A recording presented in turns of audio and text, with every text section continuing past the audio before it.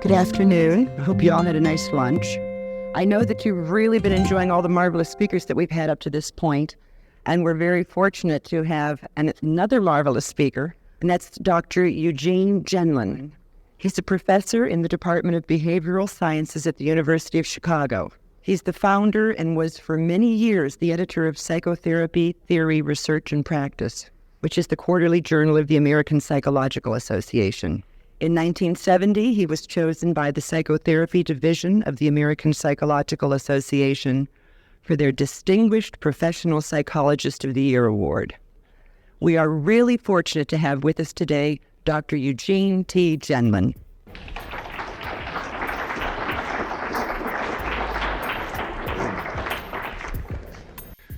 Well, hello. It's after lunch.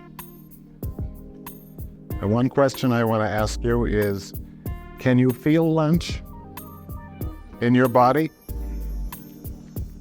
Okay, that's what I'm going to talk about a lot.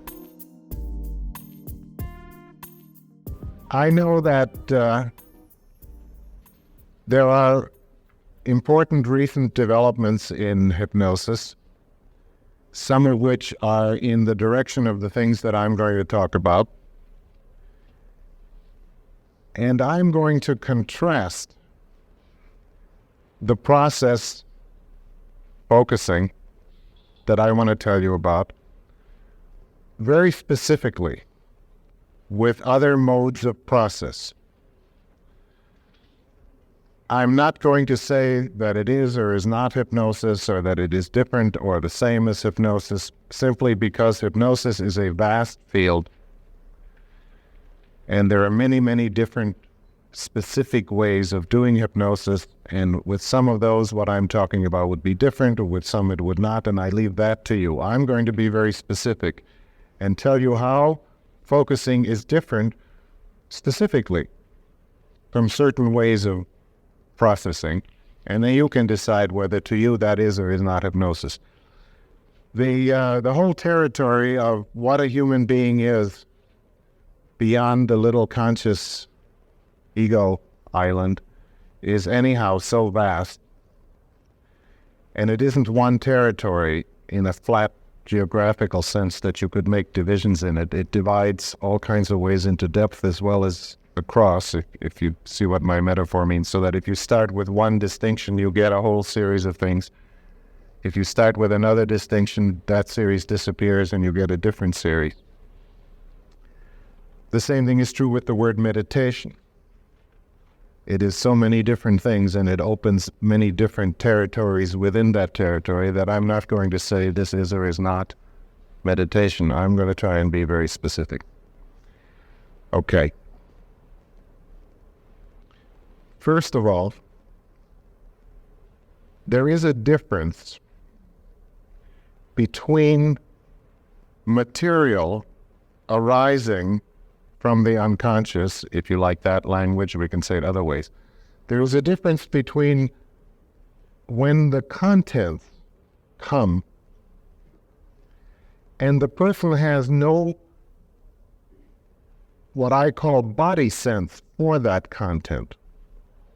That's different, I'm saying, from this kind of situation where perhaps the same content comes, but the person has a direct body sense of that content. Okay, a very simple example might be if you visualize a leaden ball, that could just be a picture. It could also, that's one way. The other way, which is different, is that leaden ball could also be in your stomach. Have you ever felt like that? I hope you don't now, but you might. Where it isn't just a picture.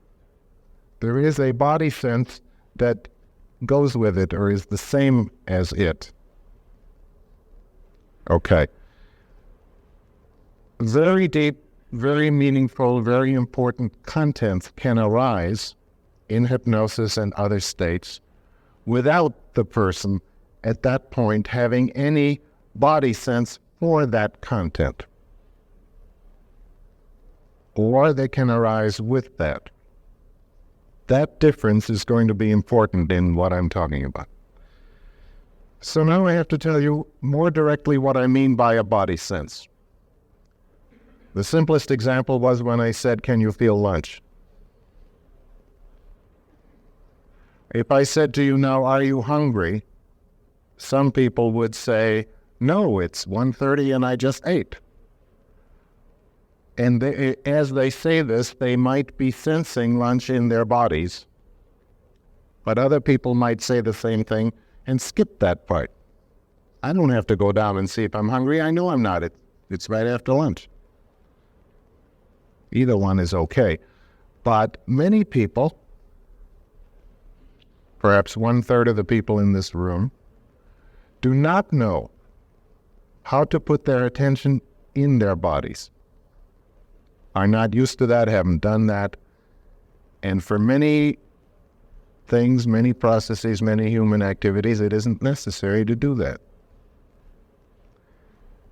About 2/3 of the people in this room would say, "Well, of course, I have always done that and always do that."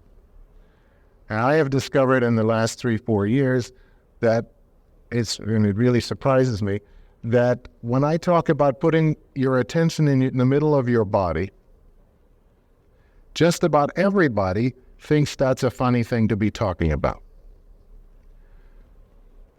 About 2/3 of the people think it's funny to even talk about it because it's so obvious and they've always done it. About 1/3 of the people think it's a funny thing to talk about because they don't know what I mean. And that's an interesting difference among people that I didn't know about. So what do I mean by putting your attention in the middle of the body? Well, one thing was, are you hungry? If you check that directly. I have other ways of saying what I mean. See, now the people who are laughing got a thud in their middle of their bodies. But some of you are not laughing because you got a thud and you didn't like it. But there are also some people who would now want to turn to their neighbor and say, why is everybody laughing? And they will not have gotten it here. Also, if you had your reaction peripherally, in your head or in your shoulders or on your arms or in your legs, then I would ask you to try now if you can put your attention in the middle of your body, in your stomach or your chest or even your throat perhaps or your abdomen, in this middle line. And if you can't, then I strongly advise you to play with that today and tomorrow and the next day, because you will find eventually that you can. It's a human capacity, and it's very valuable. And it doesn't say anything terrible about you if you can't do it right away. It just means you've lived in a way that you haven't found that. You can find it. And there are ways of teaching this quickly too, but you can find it on your own. You can exhale your breath real hard and then sense that spot that you can then feel here at the bottom of your breath. That's another way.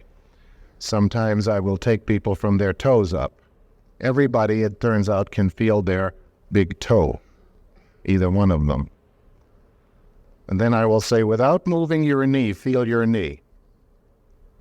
And some people will say, that's harder. If I don't move it, I can't find it from the inside. And then I will say, come up to your groin. Does your underwear cut you? Feel that now come up in your stomach. Sometimes from underneath it will work. People have blocks sometimes across here. Okay. Now, once you have found this location, thank you. I don't know if I do that again.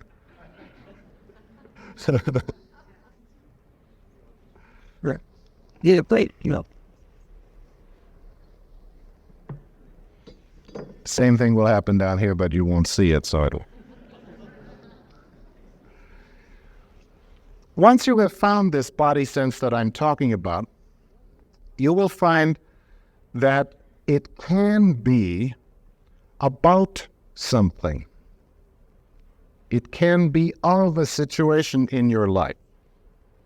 Now, one example that everybody knows is picking at first a very ordinary, small, trivial example. Suppose this morning, and this will be true of most of us, suppose this morning or somewhere before lunch you said something stupid. Most of us do, twice a day at least. And then you were a little upset about that. And so you said to yourself, it doesn't matter. It's nothing. I don't care what so-and-so thinks. Everybody makes mistakes. I'm not interested in my image. Next week I'll have forgotten all about it. Mature people don't worry about things like that. It doesn't matter to me. I'm fine. Nothing's any different than it was before. This doesn't matter. So-and-so will still care about me. If they don't, I don't care. It doesn't matter. I am fine, right? Now, the reason we go on like that is, of course, because there is a body sense all that whole time which feels not fine. This body sense talks back. If you allow it to talk in words, it will, but mostly we don't. It talks back by saying, oh. And I say, no, I'm fine. This is nothing. Next week I'll have forgotten it. Mature people are worried about things like that. I know very well that I don't care about my image. So that's why we keep going. Now, one good thing to do at such a point is to stop and say, oh, all right, so it still bugs me, and to allow it to talk to you. In a trivial example like that, if you keep quiet it's already there. If you keep quiet for a little while, it will open and speak to you. It'll come like, oh yeah. And there'll be something in it. I mean, you'll find out something. But only if you wait until it goes, oh. All the stuff that you might hear in your mind about it is really the other kind. You see, you've lived with yourself all these years, and there's someone up here that has a file on you, and they have so much material about you, and they come up with that every time you ask a question. So they want to tell you, probably you're upset because... And they got a lot of reasons why you would be upset. None of that is what I'm talking about. When that subsides, then you can give this body sense a moment. And very quickly, so it might take you 10 minutes for this stuff to quit. But as soon as you come down to it, it's And then you find that in spite of all your files about yourself, and in spite of everything that you know, and all your principles and all your high values, which are perfectly real, this thing here is still upset about something. And you don't know what. All the stuff that you know is true, but you don't know why this thing is still... Now, if you wait about something like a minute with something trivial like that, it goes very fast. Will come. And along with that, what is still bugging you? And in an example like that, it won't be fantastically different from what you thought, but it will be a little different. It'll be, oh yeah, now so-and-so that I said this dumb thing to isn't going to be so excited about thus-and-so, which I was hoping I would do with him or her or whatever. It'll be something like that. Strangely enough, then you're okay, usually. The simple thing like that. One step, and you're fine. If you do the same thing with a more major problem, there will be many steps. One step will feel like that. Something will come, but the problem, if it's a life problem, could take months of little steps like that.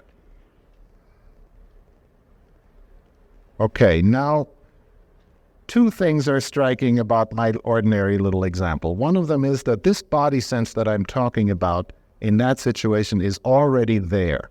In fact, it's so there, you can't miss it, and you wish it wasn't. It's already there. And what we know a lot about, very easy to do, is to get away from it. By breathing, by relaxing, by self-hypnosis, by meditation, by getting distracted with something else. You can get away from it completely. You don't have to necessarily listen to it and hear it. And indeed, 2 weeks later, surely it's gone.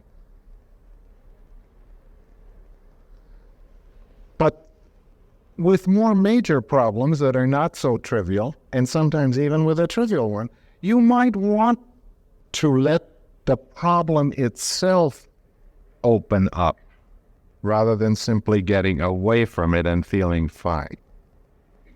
An example of that, which also everyone has had, is when you have a hunch.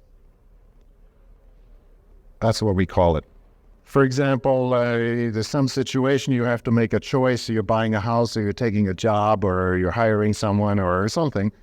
And objectively, in terms of the logic about it, it's fine, and you should do it, but you have a queasy feeling that you really shouldn't. Again, in that situation, most of us have learned that we better not do it, at least not until this hunch opens up and we can see what it is.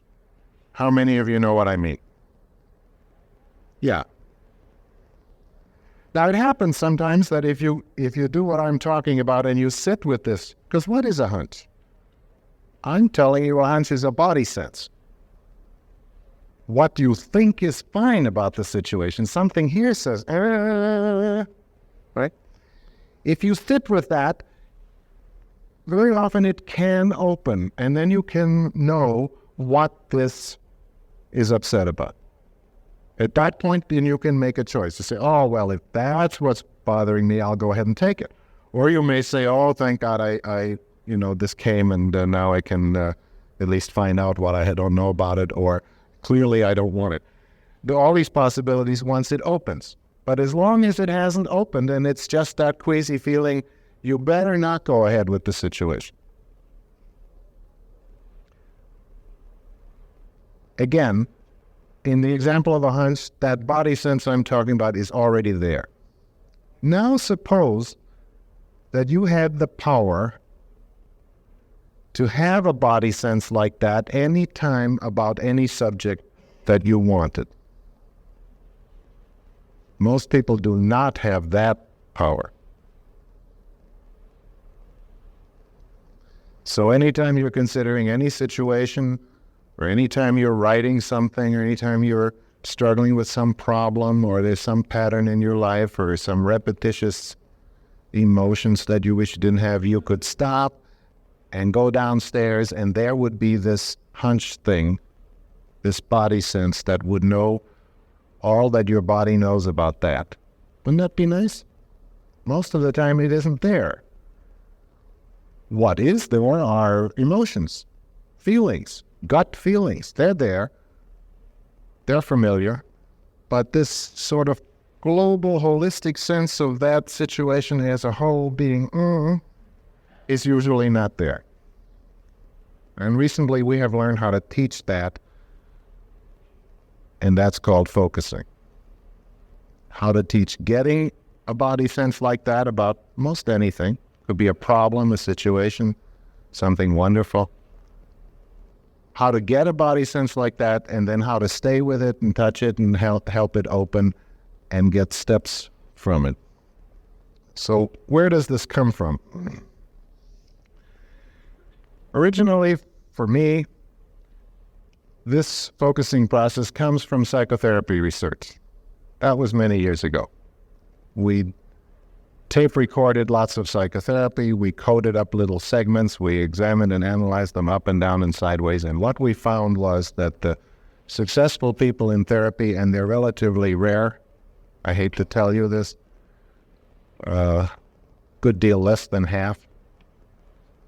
Those people who really changed so that whatever criterion you use for outcome, they're successful on all of them. Those people do indeed do something during therapy which the other people don't do. Not everybody has strong emotions except a few people, and everybody tells about what they do all week some of the time, and everybody intellectualizes, and everybody has gut feelings. What is peculiar about the people who are really successful later is that they do this funny thing which has no good English words for it, so I have to describe it directly. They will do this. You can hear it on the tape. They will say something, blah, blah, blah, blah. And then there'll be a silence. They'll say, no, that's not right. I can't tell you what It is, but it's not what I said. And then there'll be more silence. And they'll say, it's right there, but I don't know what it is. More silence. Then it'll come, yeah, one thing is, da-da-da-da. Is that right?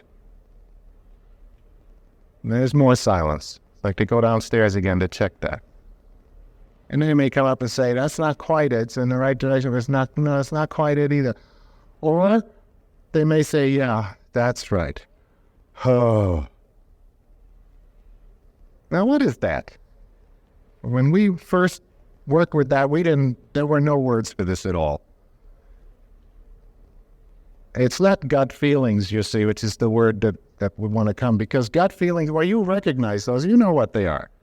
You know, you can be anxious or scared or angry or sad or whatnot, and it'll double you over maybe with anxiety, or you'll be overwhelmed with, but you know what it is. When you're mad, you recognize that. And then if somebody else claims you're mad and you are not, well, then it's not there, you know. This is different. This is a fuzzy something, but it's absolutely there. And it's very much like the example I was using, only it's much deeper. The example I was using where you try to say it's all right and it says, you know, and you try to explain to it how everything is really the same and it says, This is like that. Person like that during therapy will say something and then go down and see if this moves. And if it doesn't, what was said, it could be true what I said about myself, but if it doesn't stir this, if this doesn't move, if this doesn't change, I haven't said anything. So then all I can do is wait. Maybe I have some ideas and can try them out. Is that doing? Okay, another idea? Is that doing? No. Sometimes you'll have one and it'll go. Other times it seems that the step comes directly from here. You just shut up and there it is. Queasy or jumpy or heavy or sticky or something like that's all you can say for a little while. And then, and out comes stuff that maybe you're glad to know, maybe you're not glad to know, but the fact that it opens feels good. You feel terrible about what you hear sometimes and sometimes not, but the movement of this body sense itself always feels good. Feels like life. Maybe good is the wrong word. Feels like fresh air. More light. Nowadays we can teach this. So it doesn't matter now whether somebody comes into therapy with this or not. But roughly speaking, and I know this is a slight overstatement, but roughly speaking, it's not worth doing therapy without this. It's an overstatement because, first of all, we don't know enough for any human being to say, you've got to do this. Clearly, people change in interaction. They change by taking steps of action. They change all kinds of ways. So I don't want to exaggerate it, but still. And there is no single therapeutic method that centers on this, and that's good because you want this process of this body sense moving, you want that together with any method you use. If you use interpretation, you want your patient to take that interpretation downstairs, and if it doesn't move anything, throw it out for now. Don't waste the whole hour on it. 1 minute is enough. If it doesn't move anything, away with it. If you do Gestalt, you don't want your people to make up lines in their heads and say them and make a drama and go back and forth and stuff. A little bit better, if you use Gestalt, things come. Persons suddenly cry or get images of this or that, Let your shoulders speak to you. Well, somebody all of a sudden has these images of being burdened. Okay, fine. Gestalt works much better if both before and after something comes, you have the person go to the body sense. It's one thing to cry. It's another thing to go inside your body with your attention and find the crying place that the tears come from. That's where the movement will be. It's one thing to get a fantastic image, I don't care, through Gestalt hypnosis, some other form. It's another thing to bring your attention to that edge that the image comes from.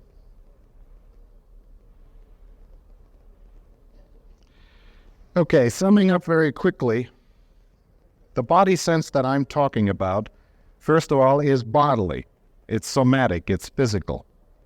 And if you don't put your attention in the middle of your body, you don't find it. The periphery of the body can be very sensitive. That helps a lot. If the small of your back or your shoulders or whatnot are a barometer, you're lucky you've got an additional registry. What I'm talking about, however, is in the middle. Leave time for questions. We can come back to that. The body sense that I'm talking about is unclear. It's fuzzy. You may know after a little bit what it has to do with, what problem, what part of your life, what situation. But you don't know at first what it is. It does not classify, identify itself right away. It's a fuzzy, murky something. And I have to stop here and convince you of this, because I'm saying very important and I think important dramatic things about this. And so you might expect when you find it that it itself ought to be very dramatic and interesting. Actually, when you first find it, it feels like garbage, like confusion, or like next to nothing. So when you first find it, you might pass it up for that reason. Because anybody who has worked with themselves for many years has a gigantic, sophisticated vocabulary full of stuff about themselves, the files, and has the capacity for strong, intense, wonderful, horrible feelings. And this thing that I'm talking about is fuzzy, and it's not as intense. It's easy to lose a hold of.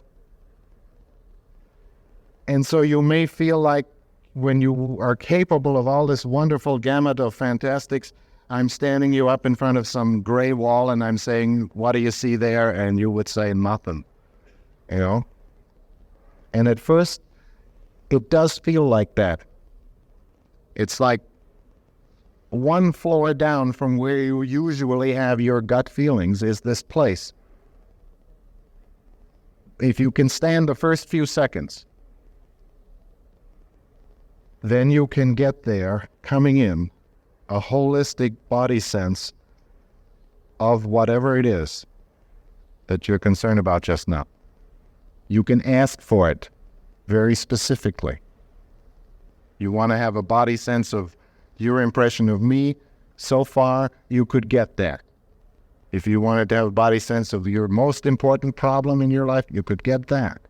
But you have to keep quiet a little, come down a little, and tolerate the fact that at first there may be nothing there. And even when it comes, it's Do you know what I mean? I could tell you so many wonderful, fantastic things about me, and right here you want me to stand here with this One resents it in a way. But if you wait there a little bit, it becomes 3-4 seconds even, and it becomes suddenly bodily clear that, oh yeah, this is my bodily living of that situation. Then it feels wonderful, like somebody's grateful downstairs that you even came, you know, that you're even asking. And even if it doesn't open, just that you're paying attention to it, somebody's grateful down there. So it's bodily and it's unclear at first, and it may be less intense, usually is less intense than you're used to from emotions and gut feelings. But it's a body sense of something definite.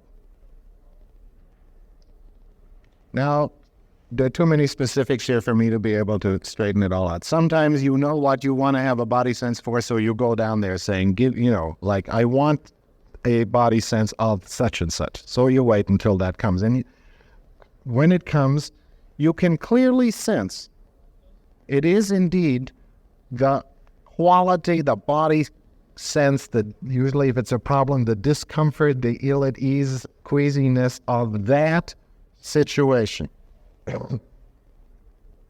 of that part of your life. You don't know why it's queasy. You've got a lot of good ideas about it, but you don't know why. But it is clearly related to that problem. If you don't know whether it is or not, there are ways, which I don't have time to tell you, to check that out completely. Until you get totally, clearly, internally certain that, yeah, this body sense is that situation. So, I repeat myself, it's bodily, it's unclear, but it is a body sense of something in your life. And it is holistic.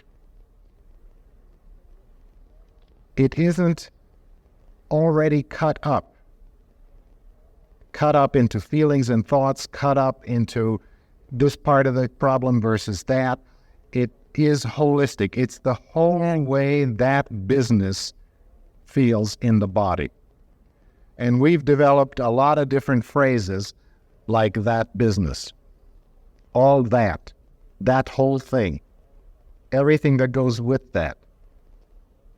You pass your map of the situation.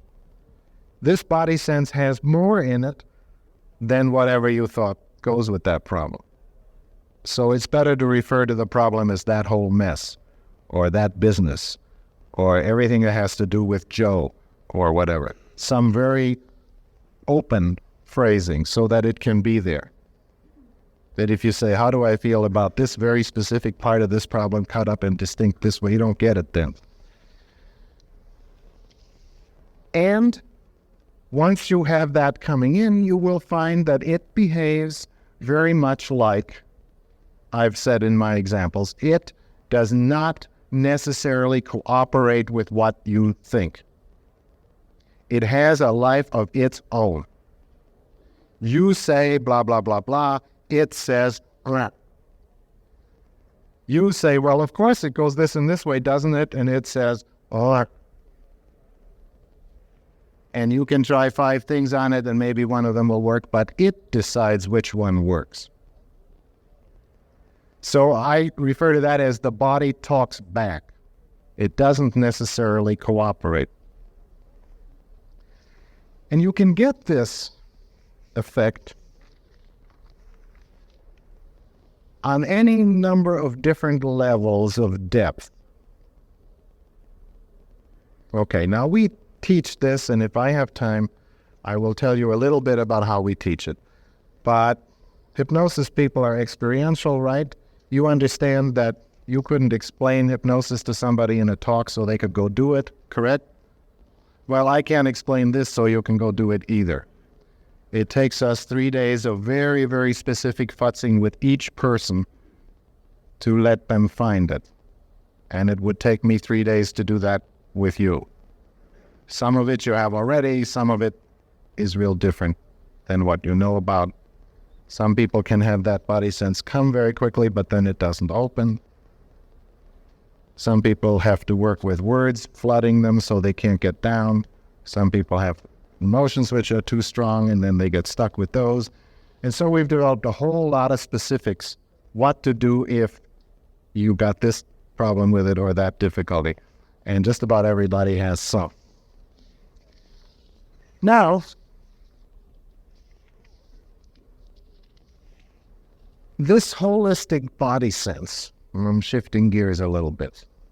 This holistic body sense, when you get it, and stay with it a little bit, feels more like you than what you're used to running through the day ordinarily.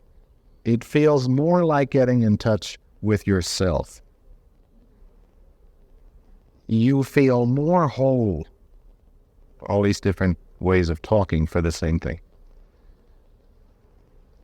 And yet, there is this continuum of depth. There is this, sort of line going down. You can have this body sense very superficially, like with my example about being bugged about something stupid I said. You can have it very, very deeply. What I want to ask you as hypnosis knowledgeable people is this question. Are there two different depth continua here? Maybe you might say at least two, more than two. I would agree with that. I am distinguishing two different ways of, if you like the metaphor of depths, two different depths, two different ways of coming down or of being down. Because this focusing body sense I'm talking about has its own continuum of depth. And yet it's different than another one that I know, which is very roughly the relaxation continuum. To do focusing, to get this body sense of something, one needs to relax, but not so much. In fact, for this audience, I would say one needs to relax, but very little. Okay? In an ordinary audience, I say, if you are the sort of person that runs through the day at maximum tension, hyped the way most people do so that nothing more can happen to them, they're already at maximum tension, certainly you need to relax to find this. But if you're a meditation person, if you're used to relaxing, then you will find that you pass by where I'm talking about very fast. And when we teach people focusing, I always say, if you're a meditator, stand up while we do this. Or at least put your hands behind your neck. Otherwise, meditation people, as soon as they turn in, zip, they go right down, and they pass this place. So the continuum of depth that focusing has is a different continuum. Now, we live in three-dimensional space, so if you're going to say down, well, down is down. But there are two different downs here somewhere. Down the relaxation continuum, you find this only if you go a little ways and stop. And yet there is another depth continuum where you can go, I don't know how far, fantastically down. Now, I'll tell you how I think about it. Well, one more example. Can I do this?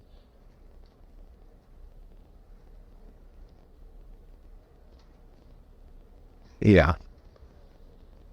We find that if somebody has trouble going to sleep, focusing is a great thing to do for it. You get up and you sit on the edge of the bed, or you go sit in a chair, and you let your attention come down to that place down there that doesn't go to sleep. You know what it's like? It's like you're lying there and everybody has this sometimes, you wish you were falling asleep, and in fact, every part of you is asleep, sort of, it feels like, except you, way in there. In there, somebody is rattled, Well, if you get up and sit in the chair and let your attention come down to that spot, it'll behave just like what I've been talking about. It will tell you what it's upset about, and then you can go to sleep. But if you try to focus while you're still in bed, even though you're unhappily wide awake inside, you can't, because you're too relaxed. On this other, I think I'll put the focusing one here and the relaxation one here. On the relaxation one, you are too relaxed. So you say, don't bother me, I don't feel like getting out of bed, I can do it here. What's bothering me? What's rattling me? Can I come down there? And you don't get there. The same thing is true in certain kinds of meditation, at least, where you sit there in a state that's thick, And anybody that would want you to move can just forget it. It's a good state, but you can't focus there. It's a wonderful place to be. Okay, there are times when it's not a wonderful place to be, and there's some kind of great climate with it, or somebody's come down with you that has troubles, and you want to focus. Most of the time you cannot. You have to come up out of it. Move your shoulders, open your eyes, let the sparkles subside, come back to normal, and then go down this other one here and find what it is. And then you can go back to meditation. It's much nicer after that. Now, what I'm telling you about is controversial. Everybody who has some experience with hypnosis, meditation, altered states of any sort, at first always says, no, I can do it in those states. And I'm only one person, I can't. That doesn't prove anything. So I want to tell you what I know and leave all the doors open. When I have really closely questioned people, it has always turned out that what they mean is something like I'm telling you, that they come out of it and then go back in it. The word meditation, of course, covers all of that, whatever you're doing while you're sitting. So naturally, of course, you can do focusing in sitting.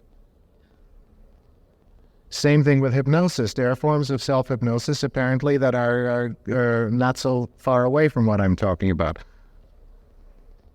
The difference, therefore, I need to be specific about. It's not in the labels. The difference is that in the kind of hypnosis that I think of, the body melts away. It isn't there to talk back. Like my experience of induction of hypnosis is that I sit there and then the guy says I should be comfortable, but usually I'm not. And I can feel the chair and I'm a little stiff and I don't sit good and this and that. And about 1 minute later, that whole thing just melts. There's this little warm glow and the body's gone. And if in that state I try to do focusing, the body is not there to talk back. If I say to myself, this whole thing is fine, isn't it? It's fine. Whereas focusing depends upon the body saying, oh, in response to my attempts to make it all okay. You see what I mean? So there's the difference, and it's sharp. And if you know a mode of hypnosis where the body can talk back, then you're in my territory, whatever it's called. Same with meditation. I know that you have to come up the relaxation continuum almost all the way to normal, just down from there, to go down this depth. Why is that important?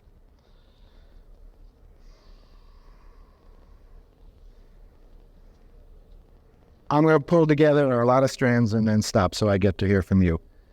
Not very long ago, a few years ago, there was a research that got quite famous. I'm not aware that anyone ever explained it. That the physiological responses of meditation masters were opposite those of meditation novices on a number of physiological measures. It seems that the masters stayed completely aware and could hear a pin drop, whereas the novices were deep in meditation and didn't hear a thing. That's the sort of thing I'm talking about. It seems that there are two different continua of depths, you see. These masters were very far down on one line, but they weren't on the other. Another way to say it is this. Every human being, we know this now, every human being has altered state capacities that are pretty incredible, except we know it. You can take anybody pretty much. Maybe they won't let you, but if they wanted to let you, and you could get them to a state where they could have all kinds of capacities that they normally don't have. All sorts of content would come. And you can do it with drugs and you can do it with hypnosis, and it happens anyhow for 2 hours every night in sleep. So that fact that we have these universal capacities does not in itself, by itself, do that much for that person.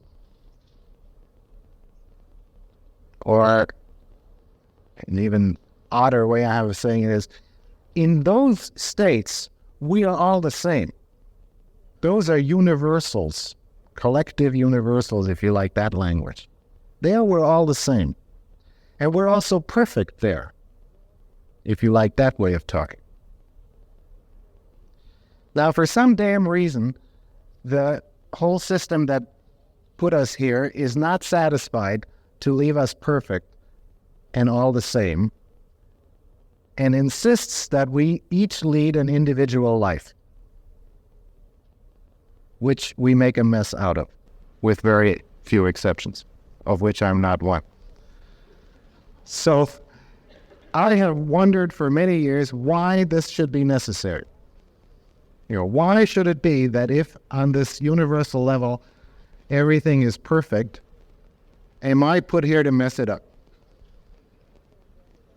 And I can't tell you that I now know, but at least I know that our individuality, our individual life living, is in fact central.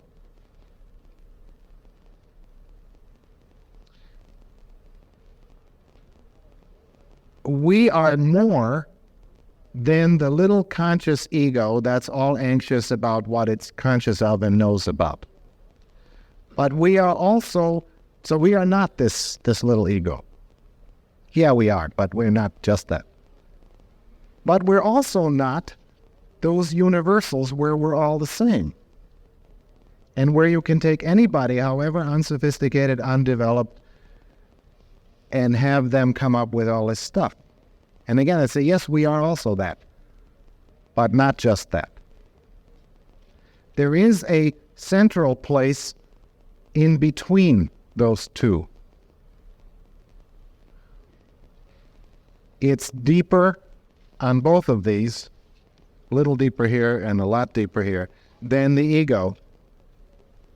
And it's a place where you're open to all these universal states, but you're not in them to where you have lost yourself. And that's why this kind of what I'm talking about as a body sense feels more like me. Whereas the content, the crazy, wild, wonderful, glorious content coming by itself doesn't feel like me. Oh, I know it's me, but doesn't feel like me. That place in between those two, and again, you see, each time I talk, make a new map. Now we have two and something in between. The territory doesn't admit of one map anyhow. So it's another metaphor to say, the universals are here, we're all the same. My ego's over here, upset about me, me, me. And then in between here is this place where, I am wider than that, but I am in it yet. It's important, and I'd like to hear afterwards from people who know more about this than I do. There must be some here. It's important that this middle place has its depth dimension, which is not the same as the relaxation depth. Because if you go on and on down the relaxation depth, you get to these universal states no matter who you are, and then when you come back, you still have pretty much the same problems. I think you want to know about this middle place. And I want to know, anybody who understands better than I do, that difference between the wholeness depth and the mere relaxation depth. If you know something about that difference, please see me afterwards or write me or something, because that's all I know is what I'm telling you, and it's not very much. I'm going to close by saying I believe you want this middle wholeness depth, body sense place, both to look for it as a depth of its own, maybe in what you call hypnosis, and you also want it in the more ordinary process that's currently called integration, where you have all this stuff that came, but the person isn't connected to it. And then in order to what we call integrate it, you have to go back to pretty much ordinary kind of psychotherapy talk, which doesn't work very well and it's very slow. You want it there too, because those contents that come can rouse very strong feelings, very strong emotions. But that's not, the strong emotions are not the edge where that content came from. You can be very upset about some image that you feel quite threatened about when you come out of whatever state you're in. You can be upset by a dream, for example. That upset is not what I'm talking about. Integrating the dream does not consist of bearing up under the upset. The upset is just another emotion, or anxious, or whatever. The dream, if you work it, has to lead you to the body sense of that image. of that dream, so that you get that unitedness of the image and the body quality of that image. Very much like I said about crying. When tears come and you don't know why, or you do know why, the thing to do is to go directly with your attention to the crying place inside. That's the porous edge where that crying is coming from. Just as in meditation, if a lot of stuff comes that isn't too welcome and spoils it, don't just sit there and let it come up the stairs for years. Go downstairs to where it's coming from. There is a body sense that is the edge of consciousness where that comes in. And that is always a place where a person feels all there. The difference I might pinpoint it by saying in at least some kind of hypnosis, and some dreams too, we find that there's a literal quality. You say to somebody, raise your hand, and they raise their hand. You know what I mean? That's a clear indication that a lot of them is not malfunctioning. It's still. You would not find that in the wholeness depth that I'm talking about, no matter how far down you go. So I end with a question. Tell me more about this if you can. Okay, thank you. I want questions for the rest of my time.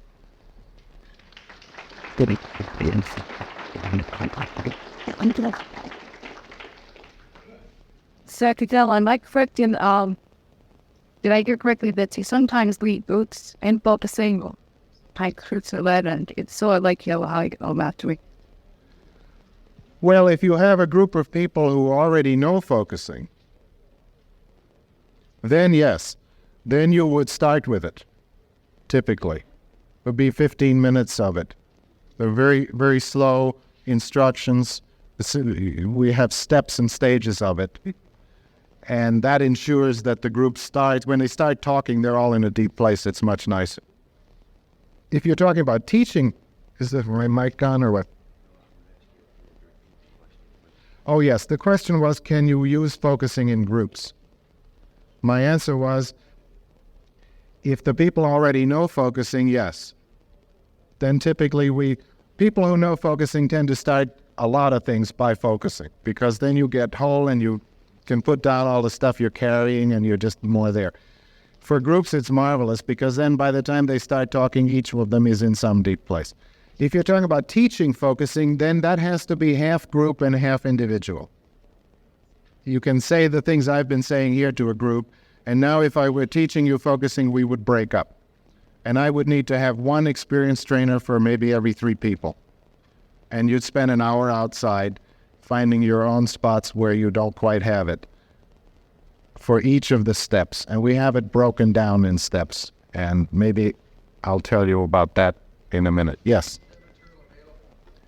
Oh, yeah. Okay, one thing that's available is a paperback called Focusing, in which I put together all the little specifics and futsies that we had at that time, which is a couple years ago. Now we have some more. The other thing I should say, and that book is on sale in there. The other thing I should say is you are very welcome to write me. If you can spell my name, that's all you need, and University of Chicago. Just write to me, Gene Gendlin, Gendlin, University of Chicago, and we'll send you stuff. Every other month we have an intensive weekend teaching focusing. Every other month, each month that has 31 days, the last Friday it starts. We would send you a schedule and all that, but I can tell you now when they are. They're every month with 31 days, starting on the last Friday of that month. The latest things I would have to send you, they wouldn't be in there. I have only some years ago tried it with some people. I've been interested in the fact that my impression is that if you were to use hypnosis to help teach it, it would have to be incredibly light hypnosis. On the other hand, I think most people know now that relaxation is very powerful. It can feel like nothing and you're in a trance state, right? But many people have told me about trying it and then it didn't work. And there was one man in Belgium when I was there who told me there's just magnificent things happen if you give focusing instructions under hypnosis. And I said, yeah, focusing, though, doesn't work under hypnosis, does it? And he looked at me as if I took him for a fool. He said, of course not. But the things that do happen are really interesting. So I don't know. I don't know. I know, but we've tried, 3 different people here and somebody there. These things need to be researched much further and tried out much further. But you contrast what you're talking about with the image on going to a personal wise voice. Oh, that's nice. Personal wise person has a very similar variety of depth. I mean, I sat in the imagery conference a couple of months ago in I think it was Marty Rossman's version of the personal wise man, and he had everybody go to the personal wise man in 1 minute, and I went too. And my personal wise man told me something good, and I was pleased. But obviously, sitting there in the audience in 1 minute, that's not quite the same depth, is it, as it could be, right? Contrast. Because sometimes the wise one can be very nasty and Well, I noticed, yes, this is a helpful question to me. I noticed in all the imagery conferences that I've been to, I usually get to hear the talk in front of mine, which is one way to select. I noticed that those wonderful people, and I like them a lot, have no distinction, for example, between the superego level and the ordinary what your mind tells you level, and this personal wise man who is clearly not on those levels.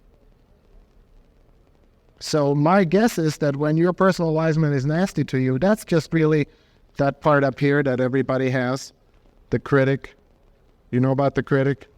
Also known as the bad parent, also known as the animus. That nasty part of you that says you're no good, and if it's your idea, it must be wrong. That thing, it always says the same thing, and it keeps a list of all your failures, and it brings them out whenever you feel good. Well, I think that thing should be called the superego, because that's what the man called it in the first place, and everybody has found this since that studied people. But I don't care what you call it. Now that makes a lot of feelings. I mean, when that turns on, I go like this. It's a mistake to pay a lot of attention to those feelings. What you should say is, oh, I'm under attack from that thing again, and just recover, because focusing and other modes of process that are helpful come from here, this way, Here it says, you're no good, you hurt this person and you should be condemned to the outer darkness. And here I say, oh, I wish I hadn't hurt the person, The content can be the same, but the process is very different. Then there is an ego level where you just tell yourself the stuff you always tell yourself, Neither of those is the personal wise man, right? When I put it this way, it's clear.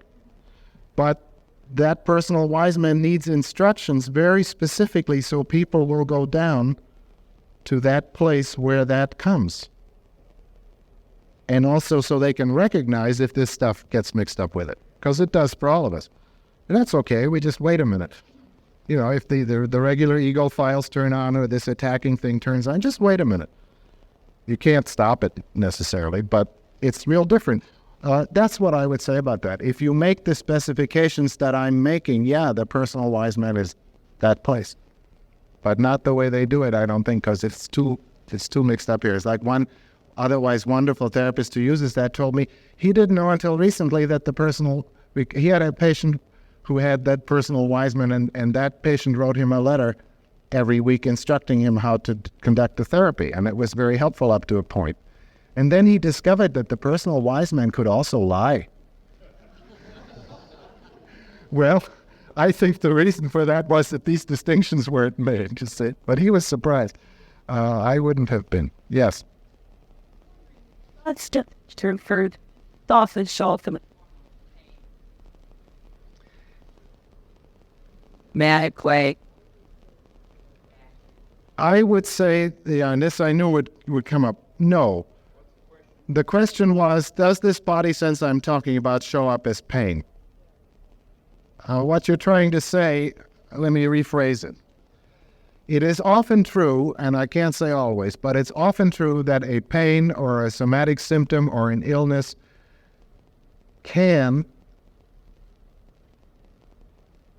how do I finish this sentence, can lead you to a body sense that knows a whole lot more about why it's there than the pain itself knows. So, for instance, if you have a pain right here, one man who's memorable for this because it worked so fast, in pain here, I said, well, let it come here. He didn't. So then I said, well, put your attention in here anyway. Well, there's nothing there. Well, how do you feel in your stomach? Oh, nothing. Well, be there for a minute. How does it feel? Oh, then he said, warm and fuzzy. And then I knew he was there, you see. Warm and fuzzy is a description of how this feels here when it's okay. Okay, I said, now that you're there, ask yourself, what do you feel there in the stomach about this place between the eyes? He said, and it came there. And he said, it's fear. Now, the reason I tell the story is because when it comes here in the middle of the body, very quickly it moves and opens and talks to you. The pain between the eyes doesn't talk to you directly. And the same thing is true with the periphery, the shoulders and the arms and so forth. You can get spontaneous imagery from your shoulders, but you're not connected to the body sense they come from. That's what I meant about doing Gestalt my way. It works better. Instead of saying, what do the shoulders say, I would say, put your attention in the middle here, and what do you feel here in relation to the shoulders? The other way of saying it I have is, can the shoulder tension come here? Do you know that tensions move in the body like that? Have you ever been anxious and sat and wiggled your foot? You feel a little better because some of your anxiety is in your foot. And then somebody walks in the room, so you have to stop. And then it's here again. You see? Well, there is that connection between the periphery and the middle. If you can get a body sense here of that cough or that pain or that headache or that ill part of you, this will process. We don't yet know if it will heal. There are possibilities opening up there, but that's too much to claim. We can't claim anything right now yet. But there is that connection, and it's being used that way. You ask yourself what here the body sense is of that part that's ill. Yes? You said to find out what part of your body is cracked. You believe that obviously. There is a body sense, okay. There is a body sense for every aspect of your life. Or better said, there can be a body sense for every aspect of your life. Usually there isn't. We have in our field relatively poor theory. So we don't know how to talk to fit this stuff. When I say the crying place, well, is it a place? Yes, it's a place, but in a space that's a different space than the one we're usually used to. Once you come here, look here, then there is a space in there that opens up that's funny, where there are lots of different locations that aren't exactly this space anymore. There is not. No, there is not a body sense there already for everything. It comes or forms or gels or something like that. It's like if I ask you now, for instance, what is your body sense of me? See, normally we don't do that. That's funny English. Editors always want to change that. I'm supposed to say, what is your impression of me? Well, your impression of me is off the top of your head. You're ready to say something as you walk out, whatever it is. But if you were to come down to this level and sense the wholeness of whatever my impact on you has been, that would at first be fuzzy and it would be slow coming. Except for the few of you that already have one, but mostly not. Mostly it would be slow coming. And then there it is. And your impression of a person you know better than me would come faster like that. But that would have to come in or gel or form. It isn't just there.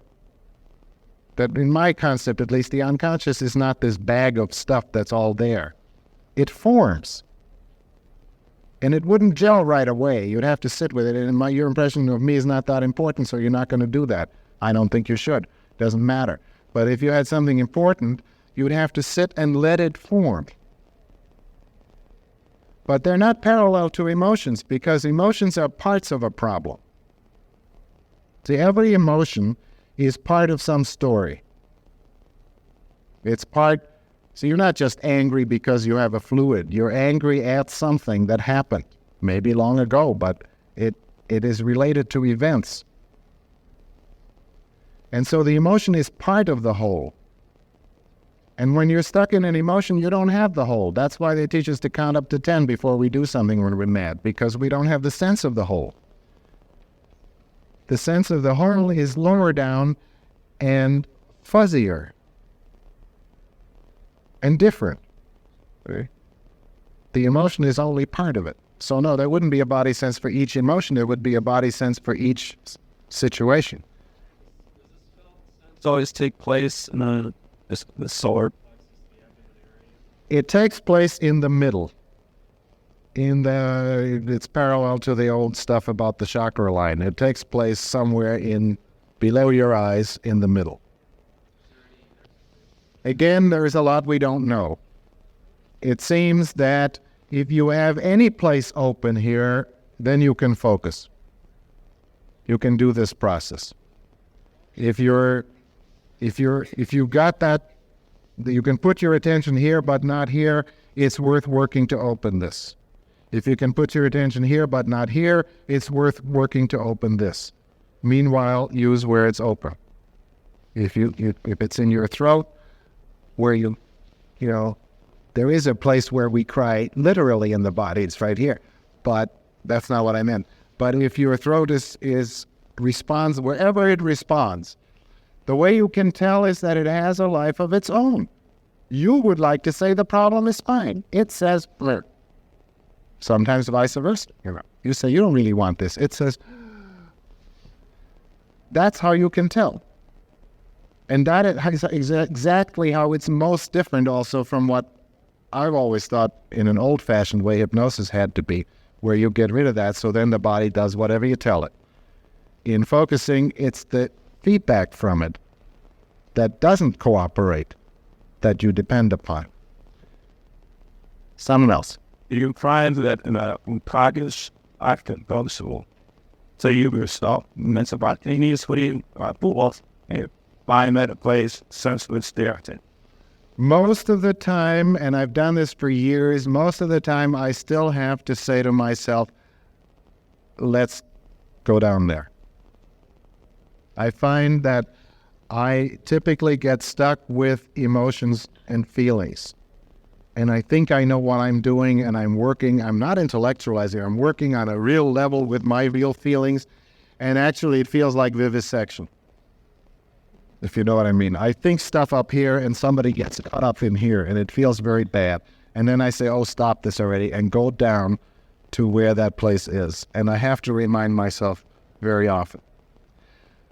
When I'm working on a problem, personal stuff.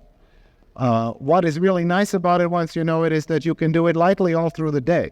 And that I do automatically. Like when I'm going to walk out of here on the way to my car, I'm going to say to myself, huh? And it's going to give me a reading here of how this whole thing went.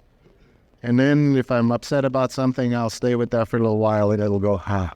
So by the time I get to the expressway, I'll be feeling okay. And that's a wonderful thing to know. Because we have these gaps in the day. And there's no point carrying the tension all the way home. After each situation, as you're walking to the next one, you can do this, what I'm talking about, once you know it. Typically, we don't do that. We go on up here. It's all right, it's okay, it doesn't matter, or why did you do this, you jerk, or whatever. Whereas you could go down here and either get it all clear or sense what's not all clear. It's wonderful to do in a restaurant while you're waiting for your food. Often when I order food, I don't really want it at all. I have to guess what I'm going to want. And then they go away and they leave me alone, and then I can focus and get by the time the food comes, I'm hungry. So there is a way that you do it automatically very easily. But on major problems, it's not quite that simple, and it's deeper, and it takes its own 5 minutes or 10 minutes or sometimes longer. And it's very much that deep process that you don't control. In fact, this what I'm talking about engenders a deep process. A person change process is, of course, more than what I'm talking about. Is that clear to everybody, isn't it? I'll just say it because you might think it's not clear to me. A person development process is a big thing that comes from behind you and it takes you. And you really know it's going when a whole lot of stuff is happening that you don't know what it is and so on. This focusing is where you deliberately set a frame and then you go down there, and it helps that process start, and it also helps it keep going because you're going downstairs and making touch with it. It's very deliberate, and then you, inside that deliberateness, you let it happen, and it helps that big process. Yes, somebody far away. Yeah, sure. Seems to me that the interaction of way through the bunch at this kind of Malton's with Mark. Red, why is it correct? Sure. I find that whatever any method is that's ever helped anybody, this fits it. And when I lay this out really clearly to good people in any method, they say, of course, that's what I want to happen. The only thing is they don't have it specified so they can help somebody find it. But it's totally not contradictory, I find, to any method when it works. Yeah. That shift in them sign, that something aware of that sense that causes it? No, but that's a lovely question, which I can't really answer.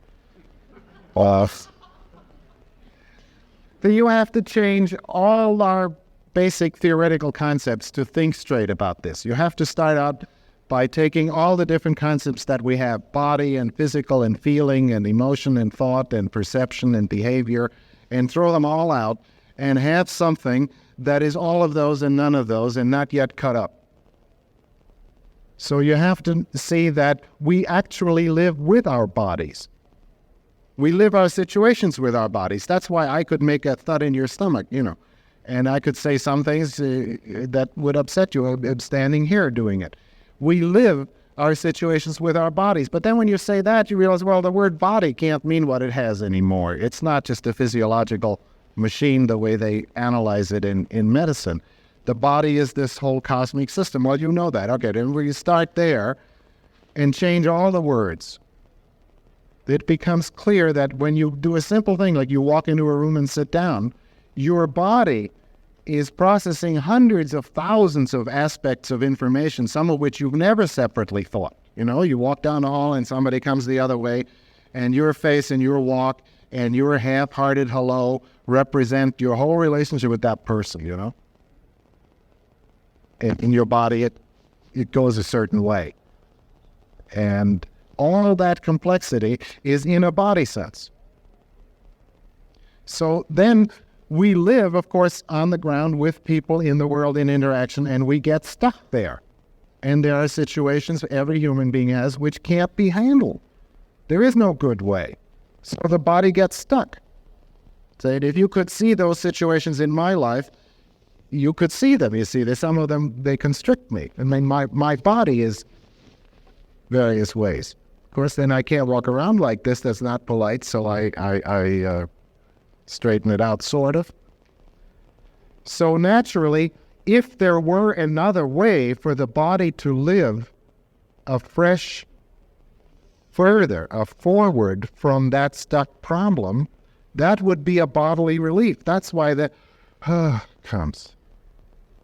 And this focusing space is a space in which a body can live forward what is otherwise stuck and can't be lived in the actual situation. And that's a theory. That may not be right, what I said. Yes, we need to stop, and I thank you very much.